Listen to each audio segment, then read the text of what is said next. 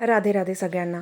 प्रथमतः मकर संक्रांतीच्या, लोहडीच्या, पोंगल या सणाच्या तुम्हाला शुभेच्छा. इतके सारे सण एका दिवशीच येणं, यातूनच लक्षात येतं की आपल्या भारत हा अनेकतेमध्ये एकतेचा प्रतीक आहे आणि म्हणूनच आपला भारत जगापेक्षा अलग आहे. 14 तारखेला आपण सर्वजण मकर संक्रांती सेलिब्रेट करणार आहोत.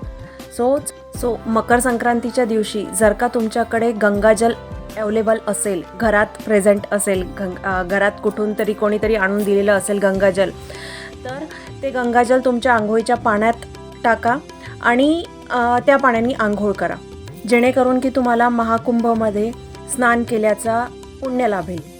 आणि जर का गंगाजल अवेलेबल नसेल तर आंघोळ करताना ज्या कुठल्या नद्या तुम्हाला आठवतील, म्हणजे गोदावरी, त्यानंतर गंगा, नर्मदा, कावेरी, सरस्वती, ज्याही कुठल्या नद्यांची नावं तुम्हाला आठवतील त्या सर्व नद्यांची स्मरण करून आंघोळ करा. यामुळे पण तुम्हाला काही प्रमाणात पुण्य लाभेल. हे तर झालं फर्स्ट रिच्युअल की जे तुम्हाला 14 तारखेला फॉलो करायचं आहे. यानंतर जर का तुम्हाला नेम, फेम, त्यानंतर फायनान्शियल अबंडन्स पाहिजे असेल तर संक्रांतीच्या दिवशी काळे तीळ, गूळ,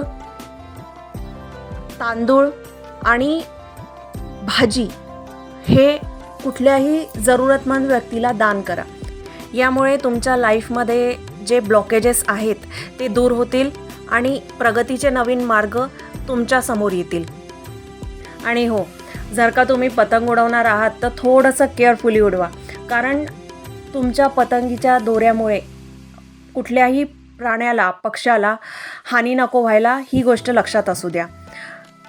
परत एकदा मकर संक्रांतीच्या, लोहडीच्या, पोंगलच्या तुम्हा सर्वांना खूप खूप शुभेच्छा.